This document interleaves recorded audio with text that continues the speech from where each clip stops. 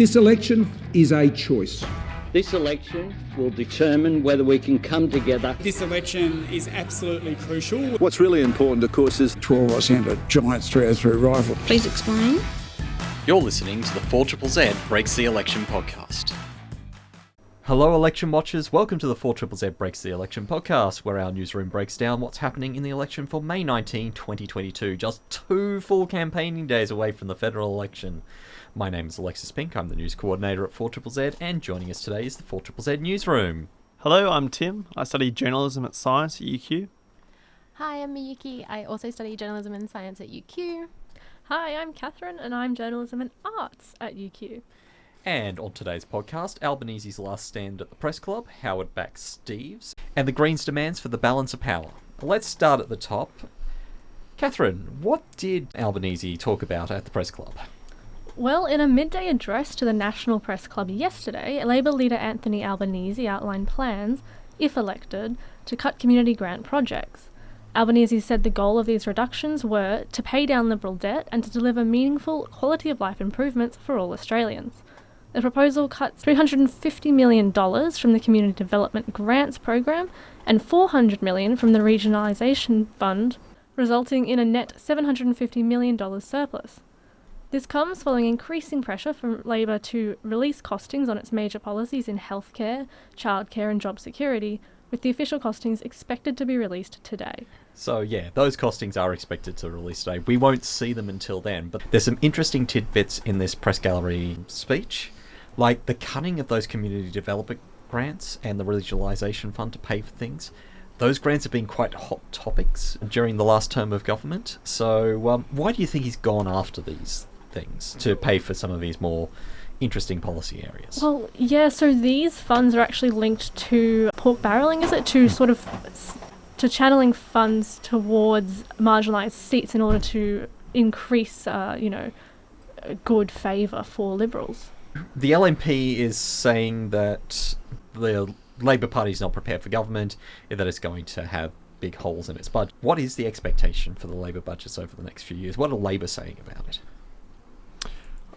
A large part of that money was pretty much gifted to the coalition or gifted to the Nationals last year to arrive at net zero. So I think Labor sees a lot of that funding as either unnecessary or not going through proper scrutiny to get there in the first place. So I would say cutting, I think it's almost like $400 million from that $500 million fund would make a significant difference to Labor's plan to not balancing the bottom line, obviously, but at least making a dent in some of that debt.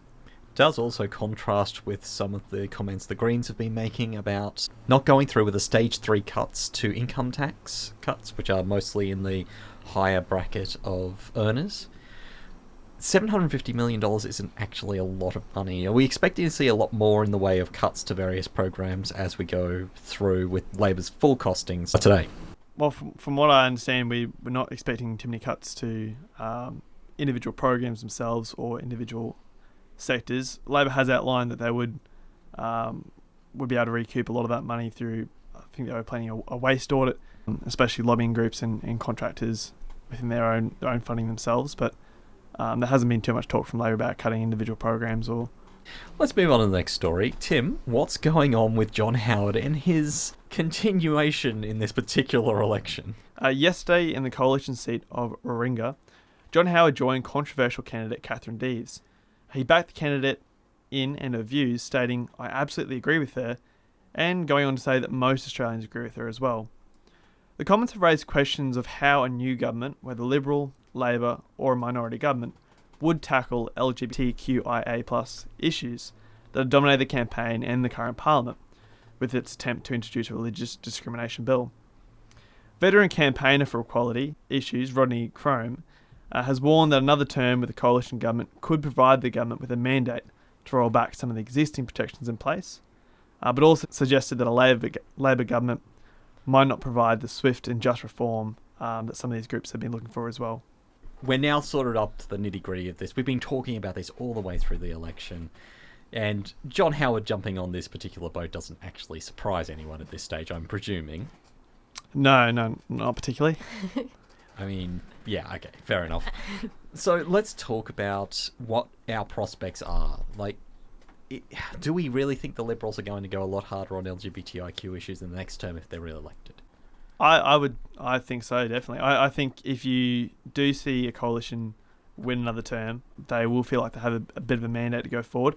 I think you saw in this campaign especially, and I kind of thought the whole way through that Scott Morrison, the one thing he really did want to back in or want to see change, like Catherine Dees was a captain's pick, and her views around women in sport and all the trans issues were very prevalent before that.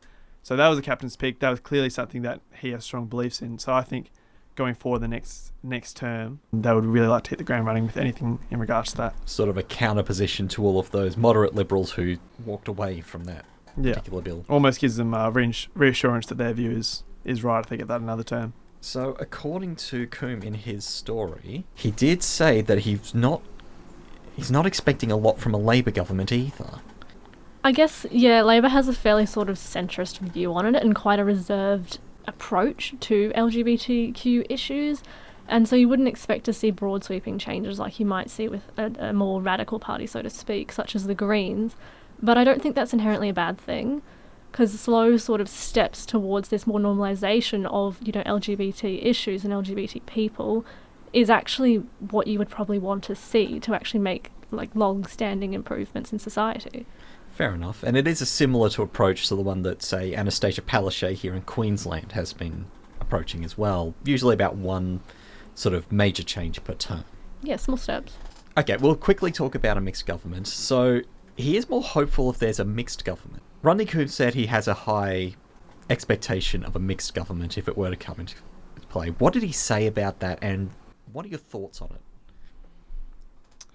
So he was saying that a minority government would most likely look like a Labor and Greens government, and that naturally would be a more progressive government that would lead to some reform in the form of LGBT protections and some legislation.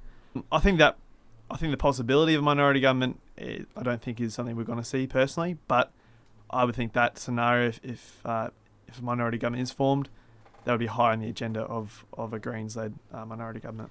All right. Speaking about the agenda of a Greens government, we should probably go on to our last story. Miyuki?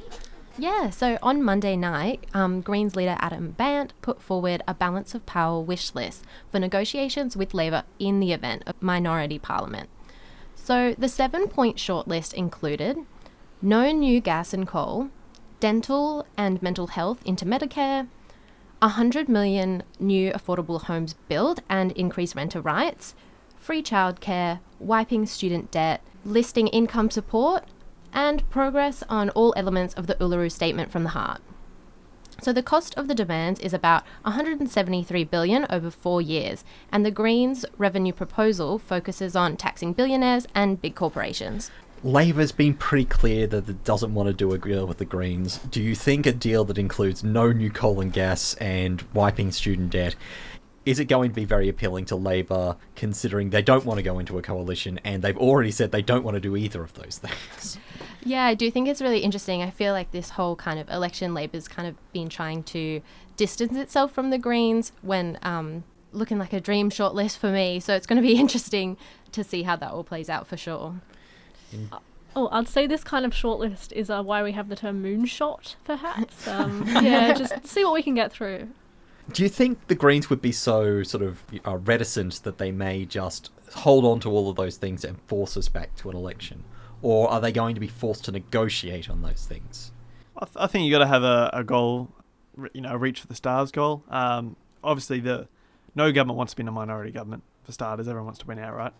And the Greens would understand that. So I have a feeling they would have to make compromises, and I would think they'd be pretty happy to do so as long as some of the agenda gets passed.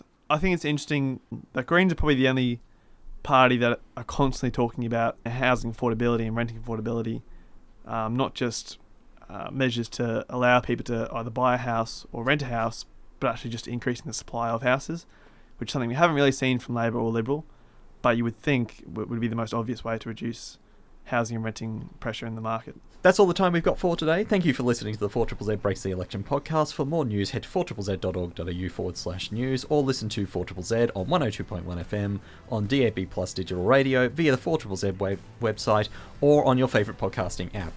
If you have a tip-off or feedback about the show, please email us, newsroom@4ZZZ.org.au. And if you'd like to support this and many things we do on 4ZZZ, go to 4ZZZ.org.au/support and subscribe or donate today. Thank you very much for joining us. We'll see you tomorrow. See ya. Bye. Bye.